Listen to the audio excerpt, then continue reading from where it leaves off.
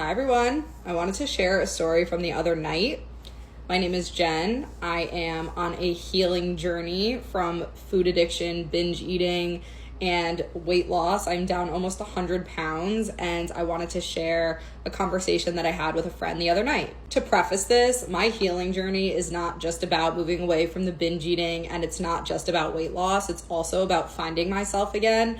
And as I go through this day by day, it's really amazing to think of different things that I lost about myself that I'm now excited to find. So I moved from New Jersey to South Florida back in October 2023, and every friend that I have made here is somebody new in my life and somebody that I met probably during the lowest point of my life.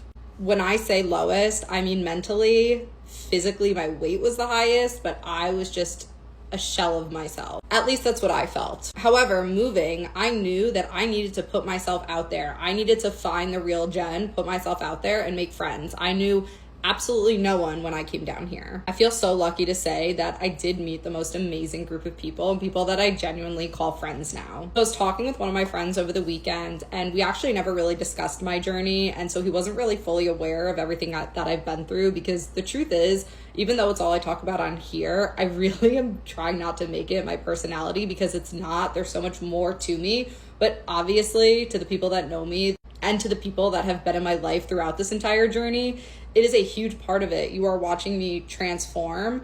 These people, I don't really talk to them about it, or I haven't really spoken about it, because it's just not what is important when you're meeting new friends. So I was actually talking to one of my friends, and he had no idea that I was going through any of this. I mentioned that I have this Instagram that I was talking about my health journey, and he's like, "What health journey? What are you talking about?" I told him all about my bad behaviors, my binge eating, my compulsive eating, stuff that I've dealt with for so many years, all the medical problems that have come up through that time, stuff that I've realized, the fact that I used to be over 300 pounds, which he knew me at my heaviest, but may not have known the weight.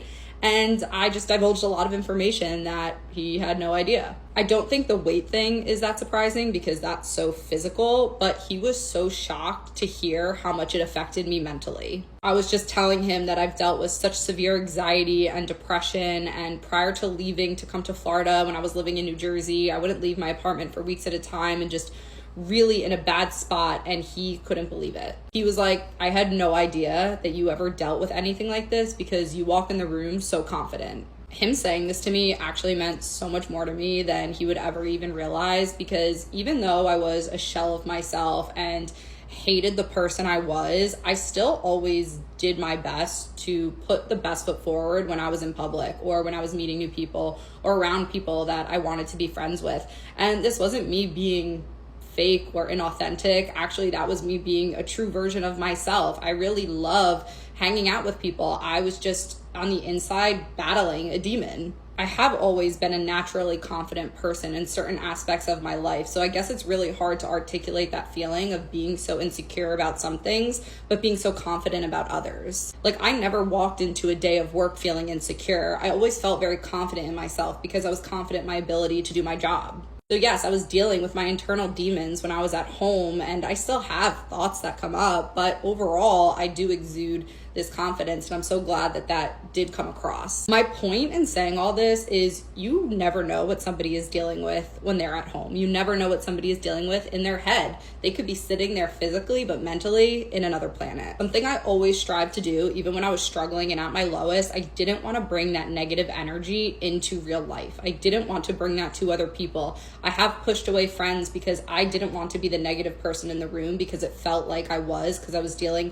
with so much stuff in my head and in my personal life. So I have separated myself from certain situations, but putting myself out there, and if I choose to be out there and around other people, I needed to make sure that it wasn't going to be negative. It wasn't going to be bringing the mood down or the energy down. I need to come with the best version of myself. I think there's a lot of people that struggle with it, and there's that victim mentality and woe is me, and maybe they can control it, maybe they can't, but people don't want to be around that type of energy. So I never wanted to be the one providing that type of energy. So I always show up as my best self, or at least I do my best to. But like I said, you never know what somebody is going through. You never know what somebody is dealing with. So always try to lead with kindness and empathy, and ask questions. You never know who's going to open up, and you never know who you're going to be able to relate to based off of stuff they're not openly speaking about on social media.